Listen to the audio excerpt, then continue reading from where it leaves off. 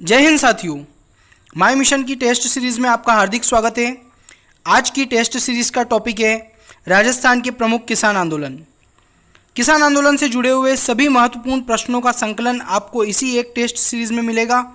उनसे जुड़े हुए विभिन्न प्रश्न जो पूर्व की परीक्षा में आए हुए हैं या जिनके आगे की परीक्षाओं में आने की पूर्ण संभावनाएं हैं, उन सभी प्रश्नों को इसमें समाहित किया गया है। आशा है ये टेस्ट सीरीज़ आपके लिए बहुत ज़्यादा महत्वपूर्ण साबित होगी। तो चलिए हम शुरू करते हैं टेस्ट सीरीज।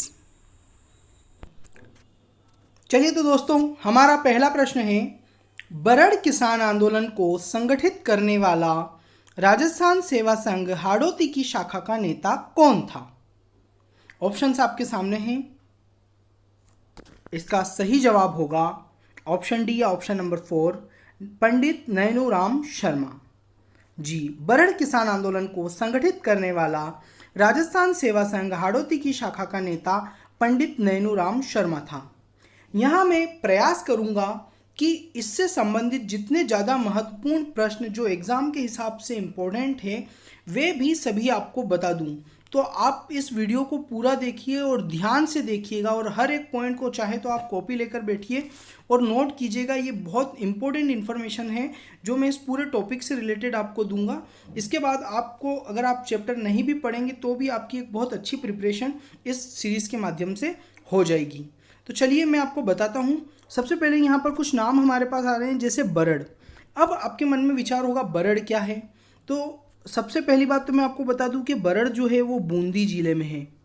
तो एक प्रश्न हमारे ये तैयार हो गया कि बरड़ किसान आंदोलन जो है किस जिले से संबंधित है, तो वो बूंदी जिले से संबंधित है। दूसरा देखिए हमारे सामने एक यहाँ पर दिया गया है हाड़ौती। अब हाड़ौती क्षेत्र के बारे में भी पूछा जाता है। आपको ऑप्शन दे दिए जाएंगे, 4 निम्न में से कौन सा जिला हाड़ौती से संबंधित नहीं है, कौन सा जिला हाड़ौती से संबंधित है। तो हाड़ौती से संबंधित 4 जिले मैं आपको बता देता हूँ। फर्स्ट है कोटा, सेकेंड है बारा, थर्ड है झालावाड़ और फोर्थ है बूंदी। तो इस प्रकार ये जो 4 जिले हैं ये हाड़ौती संघ के हाड़ौती क्षेत्र के अंतर्गत आते हैं, कोटा, बारा, बूंदी, झालावाड़। हाँ जी। अब नेक्स्ट हमारा इसमें से अगला प्रश्न जो बनकर आता है वो ये होता है कि बरड़ नाम है वो बरड़ क्या है। तो देखिए मैं आपको बता देता हूँ। बूंदी जिले के बीहड़ जंगलों में एक पथरीला और कठोर भूभाग है जो बिजोलिया से सटा हुआ है।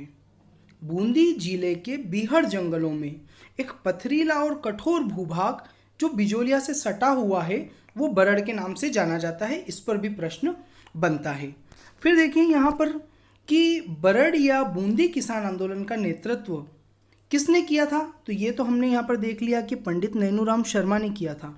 प्रश्न आ जाएगा कि बरड़ या बूंदी किसान आंदोलन का नेतृत्व पंडित नैनूराम शर्मा ने किसके कहने पर किया था।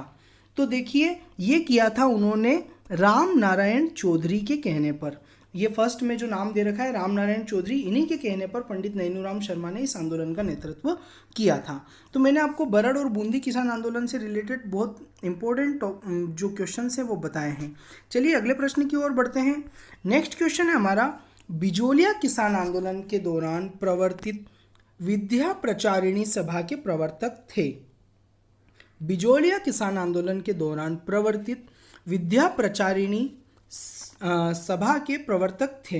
तो इसका बिल्कुल सही जवाब जो है वो होगा ऑप्शन सेकंड या ऑप्शन 2, विजय सिंह पथिक। विजय सिंह पथिक इसके प्रवर्तक थे। अब यहाँ कुछ बहुत ज़्यादा महत्वपूर्ण इन्फॉर्मेशन मैं आपको बताऊंगा क्योंकि बिजोलिया किसान आंदोलन से रिलेटेड प्रश्न लगभग सभी एग्जाम्स में आते हैं और सबसे ज़्यादा किसान आंदोलन से जो रिलेटेड क्वेश्चन है वो इस बिजोलिया वाले टॉपिक में से ही आते हैं। तो मैं कोशिश करूंगा कि जितने भी पॉइंट्स इस बिजोलिया किसान आंदोलन से आपके प्रश्नों के रिलेटेड बनते हैं सभी आपको बता दूं। तो चलिए पहला ही क्वेश्चन यहाँ पर नेक्स्ट बनता है कि विजय सिंह पथिक का मूल नाम क्या था। तो विजय सिंह पथिक का मूल नाम था भूप सिंह। याद रखिएगा इनका मूल नाम जो था वो भूप सिंह था और इनका जन्म जो है वो यूपी के बुलंदशहर में 1873 में 1873 में इनका जन्म हुआ था, यूपी के बुलंदशहर के। और गांव याद रखिएगा गुठावली गांव में। ठीक है। ये सचिंद्र सान्याल और राज बिहारी बोस के संपर्क में आने पर क्रांतिकारी गतिविधियों में भाग लेने लग गए थे। अब आगे हम देखें कि पथिक जी ने जो चित्तौड़ है वहाँ पर ओछड़ी गांव में कुछ समय निवास किया था, चित्तौड़ के ओछड़ी गांव में। फिर इन्होंने विद्या प्रचारिणी सभा का गठन किया था। अब एक बहुत महत्वपूर्ण प्रश्न यहाँ से उठकर ये भी आता है कि विद्या प्रचारिणी सभा का गठन या प्रवर्तक तो विजय सिंह पथिक ने किया था, लेकिन इसका संचालन कौन करता था, इसको चलाता कौन था? तो ये नाम आपको याद रखना है जो बहुत महत्वपूर्ण है, कई बार एग्जाम में पूछा गया है। हरि भाई किंकर, हरि भाई किंकर जो है वो इसके संचालन करता थे, विद्या प्रचारिणी सभा की, ये आपको याद रखना है। चलिए कुछ चीज़ें मैं आपको बिजोलिया से रिलेटेड बता देता हूँ जो आपके एग्जाम में बहुत ज़्यादा काम में आएगी। तो हम शुरू करते हैं। बिजोलिया क्षेत्र का प्राचीन नाम विजयावल्ली या विज्यावल्ली था।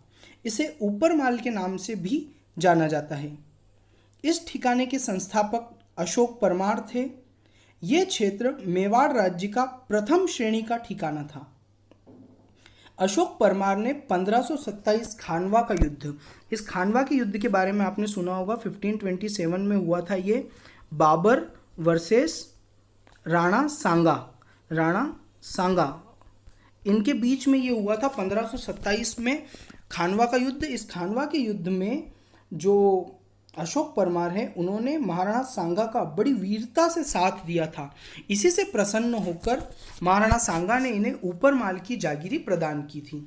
अब ये ऊपरमाल की जागीरी क्या है, तो यहाँ देख लीजिए, ऊपरमाल की जो जागीरी है वो है BBB। एक ट्रिक याद रखिएगा, इससे आप बहुत अच्छे से इसे याद कर पाएंगे। ये BBB क्या है, देखिए, एक BC होता है बिजोलिया भीलवाड़ा से भैंसरोड़गढ़ चित्तौड़गढ़।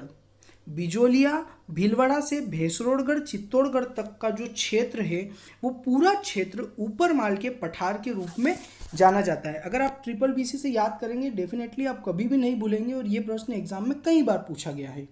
तो अशोक परमार को उपहार में ये जागीरी दी थी। यहाँ पर भू राजस्व निर्धारण और संग्रहण के लिए जो सबसे महत्वपूर्ण पद्धति प्रचलित थी उस पद्धति का नाम है कुंटा और लाता। कुंटा और लाटा। अब ध्यान रखिएगा, ये इस पर भी कई बार प्रश्न पूछे गए कि कुंटा और लाटा जो भू राजस्व की पद्धति है भू राजस्व वसूलने की, वो कहाँ प्रचलित थी, तो बिजोलिया में प्रचलित थी। या पूछ लिया जाएगा कि कुंटा और लाटा क्या है, तो ये जो है वो भू राजस्व निर्धारण और संग्रहण के लिए प्रचलित विधि थी या पद्धति थी। विजय सिंह पथिक ने इस पद्धति के बारे में जागीरदारों द्वारा किसानों की लूट बताया था इस पद्धति को।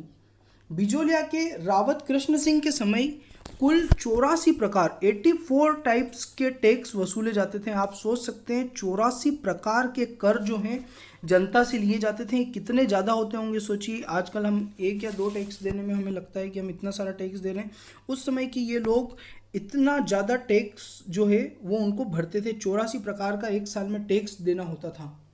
तो यहाँ किसके समय में था, ध्यान रखिएगा, कृष्ण सिंह के समय 84 प्रकार की लागतें किसानों से ली जाती थी। अब लागतों के लिए, कर के लिए एक शब्द यहाँ पे प्रयोग में लिया जाता है, लाग बाग। तो कभी अगर टैक्स नहीं आए, कर नहीं आए, तो यहाँ पर आपको पूछ लिया जा सकता है लाग बाग भी। ठीक है, याद रखिएगा। अब प्रश्न इसमें और बनता है कि ये शुरुआत कब हुई, बिजोलिया किसान आंदोलन शुरू कब हुआ। तो बिजोलिया किसान आंदोलन की शुरुआत जो है वो हुई थी 1897, 1897 से ये किसान आंदोलन शुरू हुआ था। 1903 में रावत कृष्ण सिंह ने ऊपरमाल की जनता पर एक कर रोपित किया था जिसका नाम था चंवरी कर। ये किसानों की पुत्रियों के विवाह पर लिया जाने वाला कर था। इसके बाद 1906 में पृथ्वी सिंह आए, उन्होंने जागीरदार बनते ही जनता पर एक और कर लगा दिया जिसका नाम था तलवार बंधाई कर।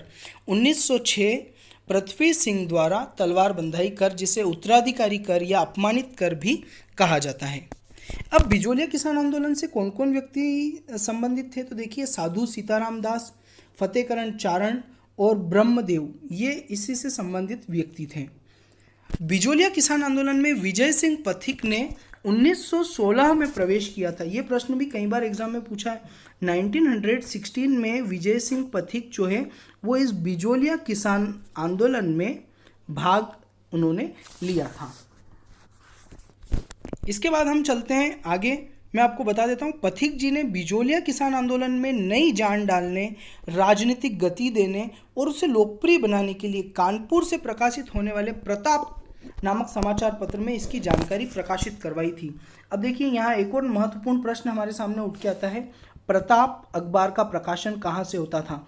तो प्रताप अखबार जो है वो कानपुर से प्रकाशित होता था। याद रखिएगा, कानपुर से प्रकाशित होने वाला अखबार था। और ये भी प्रश्न कई बार एग्जाम में पूछा गया है कि ये जो अखबार है ये कौन चलाता था? तो ये जो अखबार है इसके संपादक थे G.S. विद्यार्थी, गणेश शंकर विद्यार्थी इनका नाम है। गणेश शंकर विद्यार्थी इस प्रताप अखबार के संपादक थे। बहुत महत्वपूर्ण प्रश्न है, ध्यान रखिएगा, एग्जाम में कई बार पूछा गया है। चलिए, माणिक्यलाल वर्मा जो हैं वो भी इस बिजोलिया ठिकाने से किसान आंदोलन से संबंधित रहे हैं। बिजोलिया किसान आंदोलन का जो सबसे प्रमुख केंद्र था, एक प्रश्न और यहाँ हमारे पास उठ कर आता है कि बिजोलिया किसान आंदोलन का सबसे मुख्य केंद्र कौन सा था? तो याद रखिएगा, उमा जी का खेड़ा। ये प्रश्न भी एग्जाम में पूछा गया है। उमा जी का खेड़ा जो है इसका सबसे महत्वपूर्ण या मुख्य केंद्र था। अब प्रश्न आता है कि ऊपरमाल पंच बोर्ड की स्थापना किसके द्वारा की गई थी? तो ऊपरमाल पंच बोर्ड जो है उसकी स्थापना की गई थी विजय सिंह पथिक के द्वारा। ऊपरमाल पंच बोर्ड, इसकी स्थापना की गई थी विजय सिंह पथिक के द्वारा 1917 में। ये भी प्रश्न बहुत ज़्यादा महत्वपूर्ण है। इसका पहला सरपंच जो है श्री मन्ना पटेल को बनाया गया था। फिर बात आती है कि जो इतना आंदोलन हुआ उस आंदोलन का परिणाम क्या निकला? तो देखिए, ठिकाने और किसानों के मध्य 11 फरवरी 1922 को, ये मैं लिख देता हूँ, 11 फरवरी 1922 को एक समझौता हुआ और इस समझौते में 84 करों में से टोटल 35 करों को माफ़ कर दिया गया था, 35 कर हटा दिए गए थे। ध्यान रखिएगा, 11 फरवरी 1922 को हुए किसानों और ठिकाने के मध्य समझौते में 84 में से 35 प्रकार की लाग-बाग को हटा दिया गया था। इसके बाद हम देखते हैं कि ये जो बिजोलिया किसान आंदोलन है, ये बिजोलिया किसान आंदोलन राजस्थान का पहला संगठित अहिंसात्मक, असहयोग व सबसे लंबा लगभग 44 वर्षों तक चलने वाला आंदोलन था। यहाँ आप देख सकते हैं 44 ईयर्स, 44 सालों तक चला। मैंने बताया था कब से शुरू हुआ, तो देख लीजिए 1897 से स्टार्ट हुआ था जो 1941 में जाकर समाप्त हुआ। लगभग 44 वर्षों तक ये आंदोलन चला था। इसका जनक साधु सीताराम दास को कहा जाता है। बिजोलिया किसान आंदोलन में तुलसी भील ने संदेशवाहक के रूप में कार्य किया था। तो ये जितने भी महत्वपूर्ण प्रश्न हैं मैंने यहाँ पर आपको बता दिए। अब दो प्रश्न यहाँ पर से और उठकर आते हैं, वो हैं, ये भी आप देख ही लीजिए हाथों हाथ, इसमें हम जब पढ़ ही रहे हैं तो ये भी देख लीजिए। पहला, भारत में किसान आंदोलन का जनक भारत में कौन है? विजय सिंह पथिक है, ध्यान रखिएगा। और राजस्थान में पूछा जाए तो राजस्थान में कौन है इसके? साधु सीताराम दास, साधु सीताराम दास। तो राजस्थान में किसान आंदोलन के जनक जो हैं वो साधु सीताराम दास हैं और भारत में किसान आंदोलन के जनक जो हैं वो विजय सिंह पथिक है। तो इस प्रकार आपके बिजोलिया किसान आंदोलन से संबंधित जितने भी महत्वपूर्ण प्रश्न बनते हैं वो मैंने यहाँ बता दिए। चलिए हम बढ़ते हैं नेक्स्ट प्रश्न की ओर। कांगड़ कांड का संबंध किस किसान आंदोलन से है? कांगड़ कांड का संबंध किस किसान आंदोलन से है? तो इसका बिल्कुल सही जवाब होगा हमारा ऑप्शन नंबर 4, बीकानेर राज्य का किसान आंदोलन। इसका बिल्कुल सही जवाब होगा बीकानेर राज्य किसान आंदोलन से संबंधित है कांगड़ कांड। चलिए अगले प्रश्न की ओर बढ़ते हैं। श्रीमती रमा देवी राजस्थान के किस किसान आंदोलन से संबंधित है? बहुत अच्छा प्रश्न है। देखिए, जहाँ भी महिलाओं से संबंधित अगर कोई प्रश्न आता है या उन्होंने अगर किसी में महत्वपूर्ण भूमिका निभाई होती है अगर किसी भी पार्ट में, तो उनसे रिलेटेड प्रश्न बनने की संभावनाएं ज़्यादा होती है, क्योंकि हम देख सकते हैं कि अभी वुमेन एम्पावरमेंट पर ज़्यादा जोर दिया जा रहा है। तो श्रीमती रमा देवी राजस्थान के किस किसान आंदोलन से संबंधित है? तो इसका सही जवाब होगा option B, Bijolia. Option B, Bijolia. Shrimati Rama Devi Bijolia किसान आंदोलन से संबंधित रही है। चलिए बढ़ते हैं अगले प्रश्न पर। निम्न में से कौन बिजोलिया किसान आंदोलन से संबंधित नहीं था? अब देख लिए हमने जितनी जो किसान आंदोलन से रिलेटेड इन्फॉर्मेशन पीछे पड़ी है उनमें से आप देखकर पता लगा सकते हैं कि विजय सिंह पथिक जो है वो बिजोलिया किसान आंदोलन से संबंधित है, साधु सीताराम दास संबंधित है, माणिक्यलाल वर्मा संबंधित है, लेकिन जो छगनलाल या छगनराज चौपासनी वाला है ये संबंधित नहीं है। तो हमारा इसका बिल्कुल सही जवाब या करेक्ट आंसर जो है वो इसका क्या हो जाएगा, छगनलाल या छगनराज चौपासनी वाला, जो इससे संबंधित नहीं है। चलिए बढ़ते हैं अगले प्रश्न की ओर। अगला प्रश्न है, राजस्थान में संगठित किसान आंदोलन कहाँ से आरंभ हुआ। तो अभी मैंने आपको जो बिजोलिया वाली पूरी डिटेल बताई थी उसके माध्यम से आप जान सकते हैं कि राजस्थान का पहला संगठित किसान आंदोलन बिजोलिया किसान आंदोलन था, जो 1897 में स्टार्ट हुआ और 1941 कुल 44 वर्षों तक चलने के बाद 1941 में समाप्त हो गया था। चलिए बढ़ते हैं अगले प्रश्न की ओर। राजस्थान के जननायक माणिक्यलाल वर्मा के बारे में निम्न में से कौन सा कथन असत्य है। देखिए इस प्रकार के प्रश्न जो हैं वो बड़ी एग्जाम्स में भी पूछे जाते हैं। आप चाहे अगर फर्स्ट ग्रेड लेक्चरर की देंगे या कॉलेज लेक्चरर की एग्ज़ाम देंगे, आरएस की एग्ज़ाम देंगे, तो वहाँ पर क्वेश्चंस का पैटर्न जो है वो इसी प्रकार का होता है। देखिए मैं आपको यहाँ डिटेल्स बता देता हूँ कि सबसे पहले इनका जन्म बिजोलिया में हुआ, बिल्कुल सही। माणिक्यलाल वर्मा जी का जन्म बिजोलिया में हुआ। दूसरा, इन्होंने अपना जीवन एक स्वतंत्रता सेनानी के रूप में शुरू किया, बिल्कुल सही। वे बिजोलिया किसान आंदोलन से लंबे समय तक संबंधित रहे, बिल्कुल सही। देख लीजिए ये 1927 में इसके प्रमुख भी बन गए थे। बिजोलिया किसान आंदोलन का नेतृत्व जो है 1927 में माणिक्यलाल वर्मा जी के हाथ में आ गया था। और चौथा जो हमारे सामने दे रखा है, स्वतंत्रता प्राप्ति के पश्चात वे बृहत्तर राजस्थान के प्रधानमंत्री बने, ये बिल्कुल गलत होगा, क्योंकि आप जानते हैं कि राजस्थान के एकीकरण का जो तीसरा चरण है संयुक्त राजस्थान, उस संयुक्त राजस्थान जिसमें हमने उदयपुर को शामिल किया था, ये उसके प्रधानमंत्री बने थे, ना कि बृहत्तर राजस्थान के। तो चौथा ऑप्शन गलत हो जाएगा, बाकी तीनों सही है। तो हमसे जो प्रश्न पूछा गया है इसमें कि जननायक माणिक्यलाल वर्मा के बारे में निम्न में से कौन सा कथन असत्य है, तो असत्य हम बता देंगे ऑप्शन 4 जो है असत्य है। चलिए बढ़ते हैं अगले प्रश्न की ओर। राजस्थान के किस किसान आंदोलन में सेवा संघ के साथ हुए समझौते को सरकार ने बोल्शेविक फैसले की संज्ञा दी। ये बहुत अच्छा प्रश्न है, कई बार एग्जाम में पूछा गया है, आपको ध्यान रखना है। राजस्थान के किस किसान आंदोलन में सेवा संघ के साथ हुए समझौते को सरकार ने क्या कहा है, बोल्शेविक फैसले की संज्ञा दी है। देखिए इसका सही जवाब होगा बेगू किसान आंदोलन। मैं थोड़ा सा आपको इसके बारे में बता देता हूँ कि ठाकुर रावत अनूप सिंह और राजस्थान सेवा संघ, इन दोनों के बीच जो समझौता हुआ था उसी समझौते को बोल्शेविक समझौते की संज्ञा दी गई है। अब बोल्शेविक क्या है, तो सोवियत संघ रूस में जो बोल्शेविक संस्था है, किसानों को लगान देने से मना करने वाली संस्था है, उसका नाम बोल्शेविक है। और यहाँ पर भी यही था कि एक संस्था थी जिन्होंने किसानों को कर देने के लिए मना किया था, इसलिए इस समझौते को क्या कहा गया है, बोल्शेविक समझौता कहा गया है। चलिए बढ़ते हैं अगले प्रश्न की ओर। नीमूचणा किसान आंदोलन हत्याकांड राजपूताना की किस रियासत में हुआ था। बहुत महत्वपूर्ण प्रश्न है, एग्जाम में कई बार पूछा गया। इसका ऑप्शन 4 अलवर बिल्कुल सही होगा। नीमूचणा किसान आंदोलन हत्याकांड राजपूताना की अलवर रियासत से संबंधित है। चलिए मैं कुछ डिटेल्स से आपको यहाँ पे बता देता हूँ।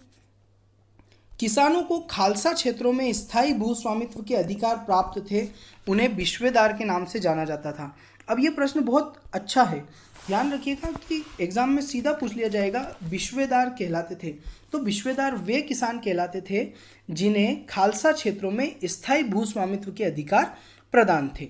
अगला प्रश्न यह बनता है कि जो अलवर है वहाँ पर भू राजस्व की सबसे गलत पद्धति चल रही थी, वो कौन सी पद्धति थी, तो उसका नाम है इजारेदारी। याद रखिएगा इजारेदारी। ये इजारेदारी सबसे पहले किसने शुरू की थी, तो सबसे पहले 1772 में इस पद्धति को शुरू करने वाला व्यक्ति जो है वो था वॉरेन हेस्टिंग्स।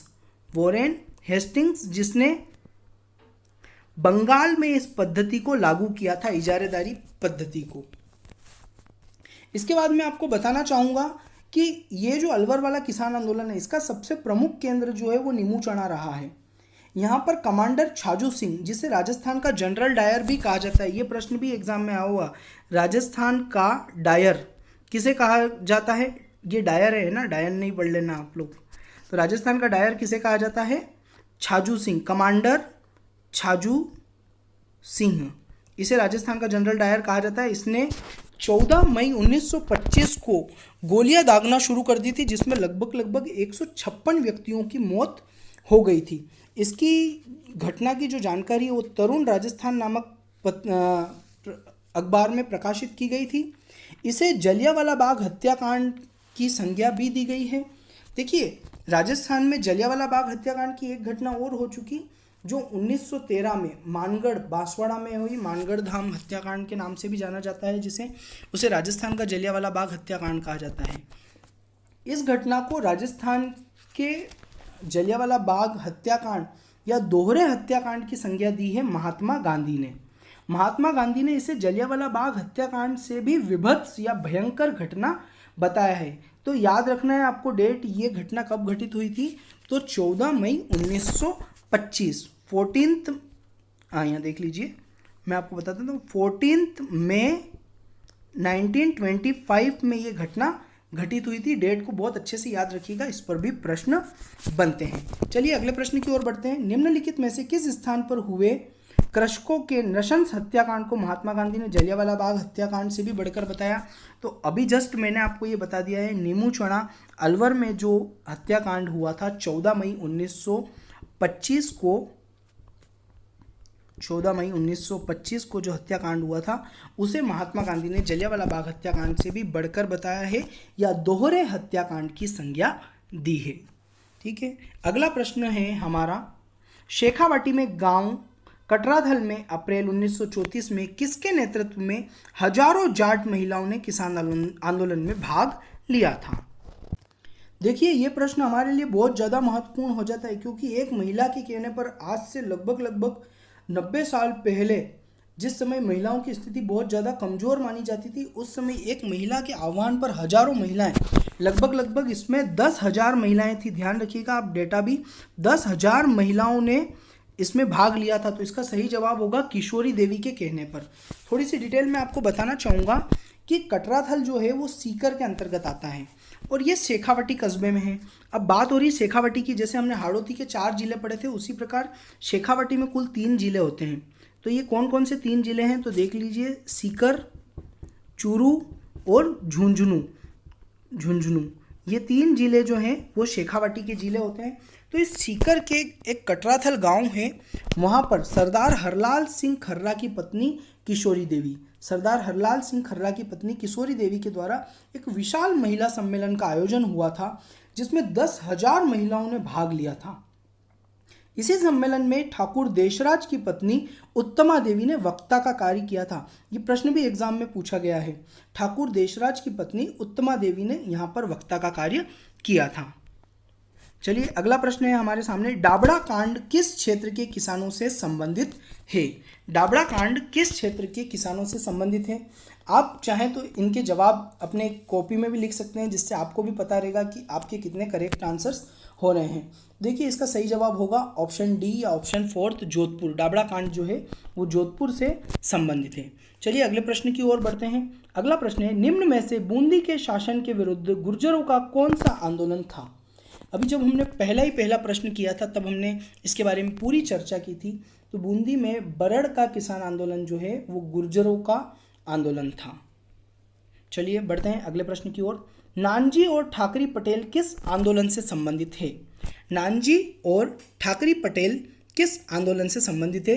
तो इसका सही जवाब होगा बिजोलिया किसान आंदोलन। जी बिल्कुल, बिजोलिया किसान आंदोलन से संबंधित है नानजी और ठाकरी पटेल। मैं इनके बारे में भी आपको थोड़ा सा बताना चाहूँगा कि नानजी और ठाकरी पटेल ने ही उदयपुर जाकर ठिकानों के जुर्म के विरुद्ध महाराणा से शिकायत की थी। सॉरी, मैंने प्रताप बोल दिया, महाराणा से शिकायत की थी और उन्होंने ही जो भी जुर्म किसानों पर किए जा रहे थे उन सभी के बारे में उदयपुर के महाराणा उस समय थे फतेह सिंह जी, उनसे शिकायत की थी। याद रखिएगा, ये भी बहुत अच्छा प्रश्न है। चलिए बढ़ते हैं अगले प्रश्न पर। बिजोलिया किसान आंदोलन में किस जाति के किसान सर्वाधिक थे? बहुत अच्छा प्रश्न है। इसमें धाकड़ जाति के किसान जो है वो सर्वाधिक थे बिजोलिया किसान आंदोलन में। चलिए अगले प्रश्न की ओर बढ़ते हैं। रूपाजी और कृपाजी धाकड़ नामक शहीदों का संबंध किस कृषक आंदोलन से है? रूपाजी और कृपाजी धाकड़ नामक शहीदों का संबंध किस कृषक आंदोलन से है? तो ये बेगू किसान आंदोलन से संबंधित है। अभी बेगू के बारे में मैंने आपको थोड़ी इन्फॉर्मेशन बताई थी, मैं कुछ और इन्फॉर्मेशन आपको इनके बारे में भी बताना चाहूँगा। यहाँ देख लीजिए, आप नोट भी कर लीजिएगा इनको। देखिए साथियों, जो बेगू का किसान आंदोलन है, यहाँ पर कुल 25 प्रकार की लाग बाग किसानों से वसूल की जाती थी। बेगू की जागीर पहले भीलवाड़ा में थी, वर्तमान में ये जागीर चित्तौड़गढ़ जिले में शामिल कर ली गई है। यहीं के मेनाल भीलवाड़ा के भेरूकुंड नामक स्थान पर सभी किसान जो है एकत्रित हुए थे जागीरदारों के विरुद्ध। ये आंदोलन शुरू हुआ था 1921 से। पथिक जी के कहने पर राजस्थान सेवा संघ के श्री राम नारायण चौधरी ने इस आंदोलन का नेतृत्व किया था। ध्यान रखिएगा, श्री राम नारायण चौधरी ने बेगू किसान आंदोलन का नेतृत्व किया था। यहाँ के ठाकुर रावत अनूप सिंह और किसानों के बीच जो समझौता हुआ था उसे बोल्शेविक समझौते की संज्ञा दी जाती है, जिसके बारे में मैंने अभी आपको डिटेल्स बता दी थी। और यहीं पर रूपाजी और कृपाजी नामक दो व्यक्ति जो है, रूपाजी कृपाजी धाकड़, वो यहीं पर शहीद हुए थे। यहाँ से रिलेटेड कुछ और इन्फॉर्मेशन मैं आपको बताना चाहूँगा कि ट्रेंच आयोग जो है उसने किसानों से लगान वसूली करने के लिए उन पर लाठियों से हमला किया था और इस कारण आत्मरक्षा के लिए सेना को बल प्रयोग करना पड़ा और जिसमें कई सारे किसानों की मृत्यु इसमें हो गई थी। ऐसी ट्रेंच आयोग की सिफारिश थी। इस ट्रेंच आयोग का गठन मेवाड़ सरकार ने इस मामले की जांच करने के लिए किया था। चलिए चलते हैं अगले प्रश्न की ओर। अगला प्रश्न है, ट्रेंच कमीशन का संबंध किस किसान आंदोलन से रहा है? अभी जस्ट मैंने आपको बता दिया, बेगू किसान आंदोलन से रहा है। ट्रेंच कमीशन का गठन मेवाड़ सरकार और वहाँ के रेजिडेंट ने किया था, ध्यान रखिएगा। चलिए बढ़ते हैं अगले प्रश्न की ओर। निम्न में से कौन सा स्थान किसान आंदोलन से जुड़ा हुआ नहीं है? तो दोस्तों देखिए, आप यहाँ बेगू और बिजोलिया, इन दोनों को तो देखकर आप बता सकते हैं कि किसान आंदोलन से संबंधित है, लेकिन इन दोनों में आपको बहुत ज़्यादा कन्फ्यूजन होगा, रूपवास और बाणसूर में। तो कई बार ऐसे प्रश्नों को हमें ध्यान रखना होता है, तो आप यहाँ पर ध्यान रखिएगा, इसका सही जवाब होगा रूपवास। रूपवास जो है किसान आंदोलन से जुड़ा हुआ क्षेत्र नहीं है। चलिए बढ़ते हैं अगले प्रश्न की ओर। निम्नलिखित में से कौन सा समाचार पत्र 1920 में विजय सिंह पथिक ने वर्धा से प्रकाशित किया था? अब कुछ डिटेल भी आपको यहाँ जानना जरूरी है। जो वर्धा है वो महाराष्ट्र स्टेट में आता है।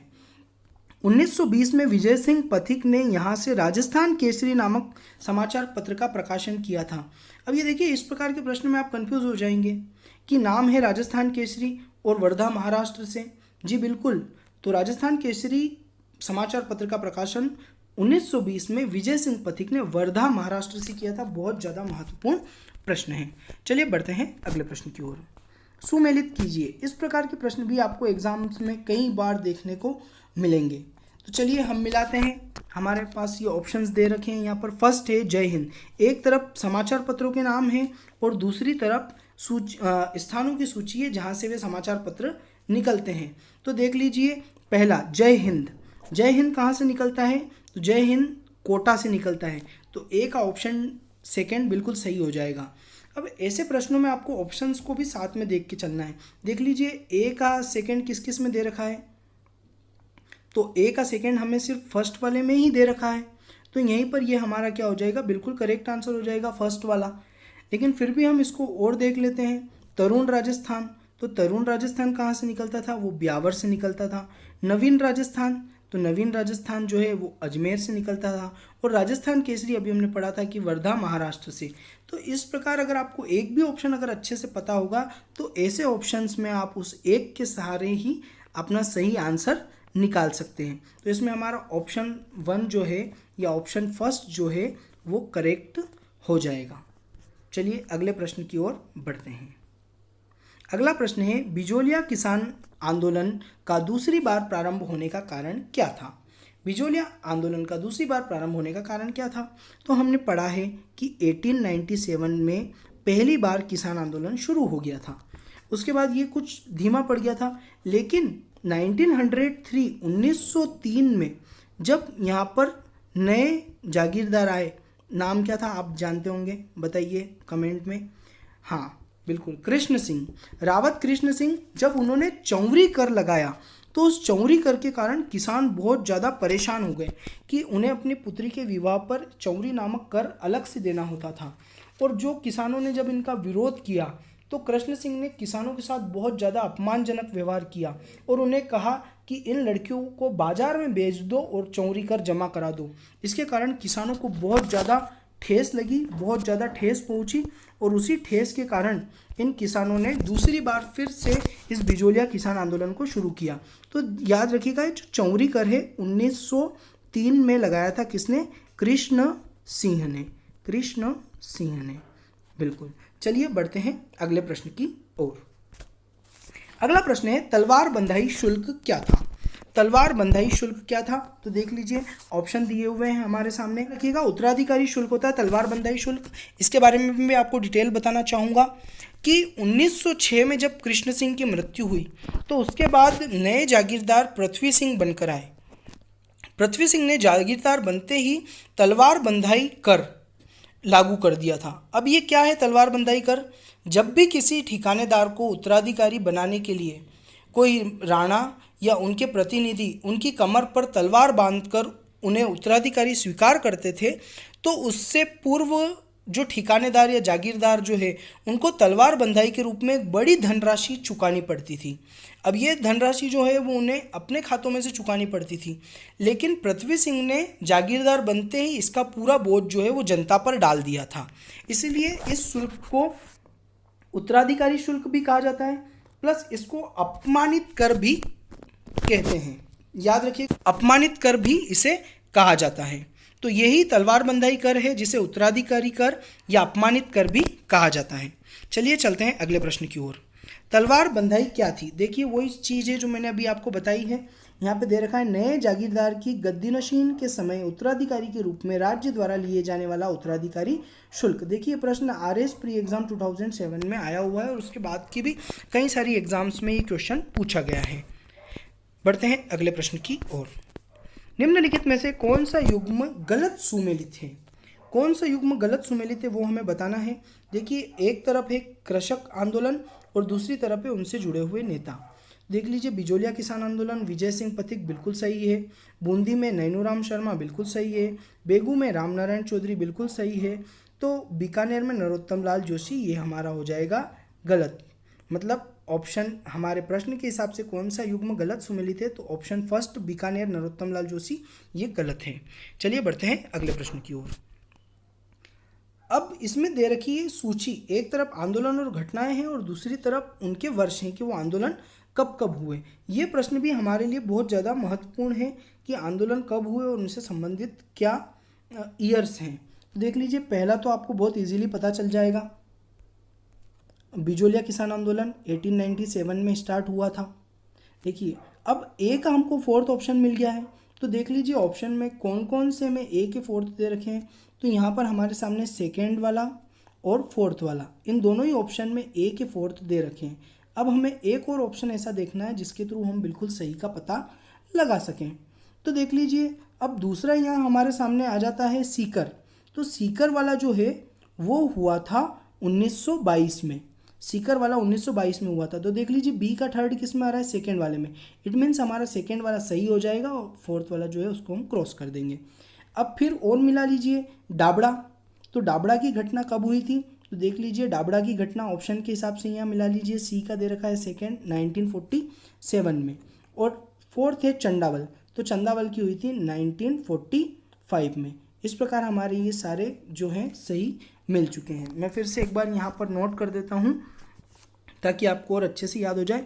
बिजोलिया का ए का हो जाएगा हमारा फोर्थ, बी का हो जाएगा हमारा थर्ड, सी का हो जाएगा हमारा सेकेंड और डी का हो जाएगा हमारा फर्स्ट। तो ये हमारा सही क्रम रहेगा और यहाँ पर हम देखें सेकेंड वाला ऑप्शन बिल्कुल करेक्ट रहेगा। तो इस प्रकार मैंने आज आपको कुल 25 क्वेश्चंस इसमें करवाए हैं और उनसे रिलेटेड जितने ज़्यादा महत्वपूर्ण प्रश्न इस सीरीज़ में बन सकते हैं वो भी सारे मैंने आपको बता दिए हैं।